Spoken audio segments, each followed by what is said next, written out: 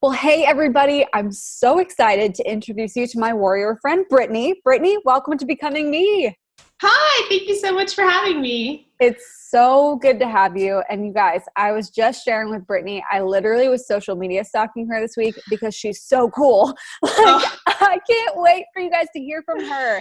And make sure you go follow her on Instagram because not only is your Instagram beautiful, but it's so inspiring. Oh, you're so for real. sweet. It's so true. So we'll have all the links from Brittany in this post, you guys. But let's kick this conversation off with Brittany. Just share, who is Brittany? Oh my gosh. I know every time somebody asks that question, it's like, where do you even start with that question? But man, so I live in Denver, Colorado with my husband, Ryan, and he works at Focus on the Family.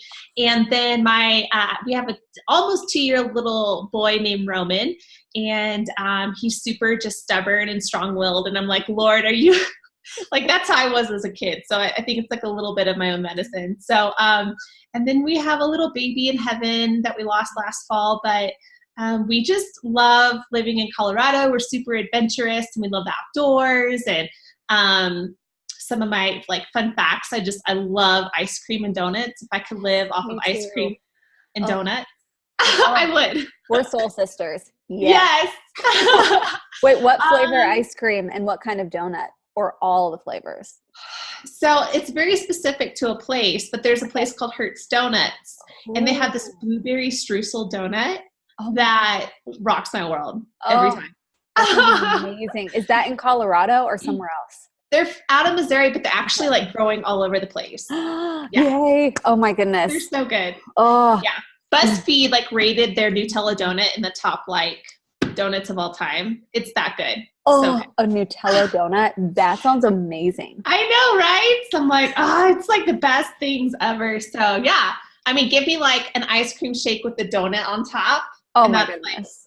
Like, perfect for me. So yeah, that's just kind of like me. My heart really is to, I went into ministry right out of high school and I worked in the church for a long time. And about a year ago, stepped out of church ministry and I'm just been pouring into my family, into writing and speaking and podcasting and all the things. That's amazing. I love it. And I'm sure we'll be talking later in your story about some book things coming out and people getting involved in that. But I don't want to jump the gun too much because at first I just want you to share your story. Like what has made Brittany who Brittany is today? Yeah. So I did not grow up in a Christian home and my home was filled with just a lot of anger and tension and just some sexual abuse in my childhood. So I grew up even in like middle school and high school struggling with pornography, masturbation, just this sexual addiction I had. On top of that, I had an anger issue and I was depressed. And I mean, I was just a hot mess. And I was even thinking about like, it would just be so easy just to exit life, you know? But then a friend invited me to a youth service at a church when I was 16. And when I heard the gospel that night, like I was always, you know, there has to be more to life than this. Like this can't be it. And when I heard the gospel that night, I knew that this is what I had always been looking for. This was the hope. This was the promise. This was life.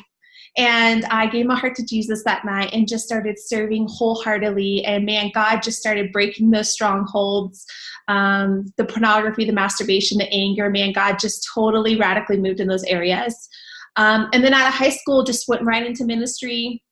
I thought I was killing it in my 20s with just like serving the Lord and being in leadership at a large church in Missouri. And just life was pretty good. I had met this guy when I was 25, and this is a huge part of my story. My first book was about this.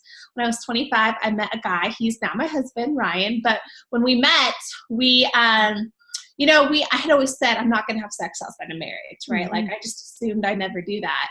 But what I hadn't realized is I still had some of that sexual addiction I hadn't fully dealt with. And we didn't have strong enough boundaries. And so we did the very thing we said we never do. And we had sex outside of marriage. And that just brought just so much shame and guilt and condemnation. I confessed to my pastors and I had to step outside of ministry. I mean, everything I'd worked so hard for, lost. We broke up. I mean, literally I hit rock bottom. Friends were gone, relationship, work, everything was gone. And out of that, I was like, God, like, what happened? Like, where did I go wrong? I loved you. I was serving. I was in ministry. And he revealed to me this untouchable mentality that I had. And I think most believers truly have this mindset that we believe there are certain sins we will never do because they're just so obviously wrong. But what happens if we are not intentional about guarding ourselves in those areas and admitting that they're possibilities, we actually become weak in those areas. So long story short, it was a long journey of healing and restoration, but God so redeemed me, and I'm a huge cheerleader of redemption and grace, no matter what you've been through. But God restored our relationship, and we're now married. God restored the ministry. I mean, he went above and beyond in doing what I thought would never be possible. So crazy, hot mess story, but God is good. I love your journey. Like, thank you so much for sharing your story, what you've learned along the way, how you are on this journey of becoming. And I know you've picked up some gold truth along the way. It's like if you were having ice cream and donuts with another woman, because of course, you know, with another woman on her own becoming journey, like, what would you say to her? Yeah, I would just say, like, don't rush the process, and don't live in your own strength. You know, I was, like I said, I thought I was killing it, where I was in ministry and I was seeing some things that were really in my heart, you know, starting to kind of play out in my life. But looking back, like, I was operating in that season, I kind of thought I had it all together, and I was operating out of my own strength. Yeah. And in that, I was also trying to sort of rush God's process. Like, I had dreams in my heart. I was in my mid-20s. I thought I needed to be conquering those dreams. And looking back, I mean, those two things, even separately, are so damaging to your life. But I was also operating out of both. Completely just, I think, were a huge hindrance in my journey. And so I would say to you, like, two things. Don't rely on your own strength. You will tap out. Your source is limited, but God's strength is made perfect in our weakness, and his source is unlimited. So instead of operating out of your own strength, tap into him, and you will find source to a strength that you never thought of. And also, secondly, like, don't rush the process. I know, like, if you have dreams in your heart, you so want to get there. I get that. I still have dreams in my heart that I want to see, you know, answered.